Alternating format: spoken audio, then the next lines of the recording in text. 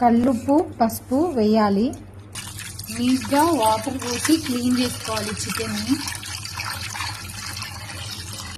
Wash చేసుకొని 2 times నీట్గా పక్కకు పెట్టుకోవాలి. 4 పచ్చిమిర్చి, 2 పెద్ద ఆనియన్స్ తీసుకొని చాప్ చేసుకోవాలి. ఫ్రై తీసుకొని అందులో ఆయిల్ పోసుకోవాలి. మనము ఆనియన్స్ డీప్ ఫ్రై కోసం ఇప్పుడు ఆయిల్ హీట్ చేసుకుందాం.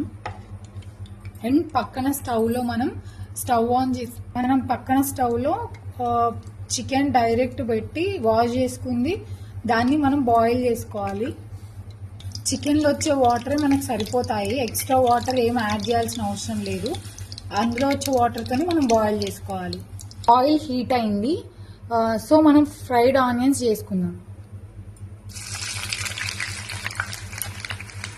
లైట్ బ్రౌన్ కలర్ వచ్చేంత వరకు హీట్ చేయాలి. ఇంకేంత వరకు మనం బాయిల్ చేసుకోవాలి. సో మనం ఆ వాటర్ ఇంకేంత వరకు ప్లేట్ పెడదాము.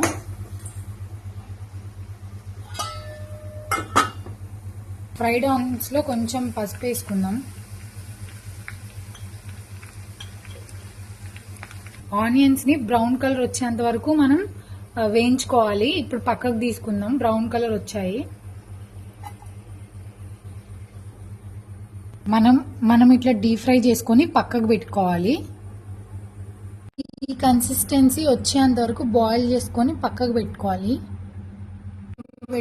ఇప్పుడు ఆయిల్ హీట్ చేసుకుందాం చికెన్ ఫ్రై కోసం. చక్కెర వేసుకోవాలి.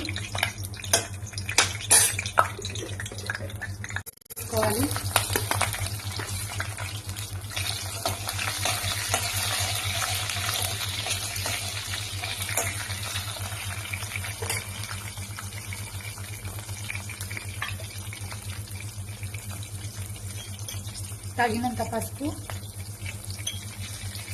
2 రెబ్బల కరివేపాకు వేసుకోవాలి.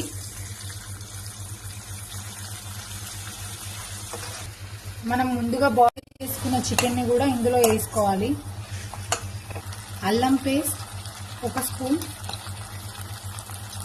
కారం తగినంత, ఉప్పు తగినంత. మనం ముందుగా వేయించి పెట్టుకున్న ఫ్రైడ్ ఆనియన్స్ని ఇందులో కలుపుదాం.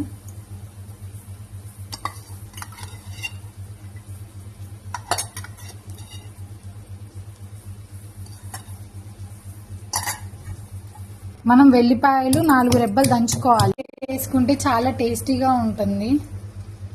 మసాలా వేసుకొని దించుకోవడమే.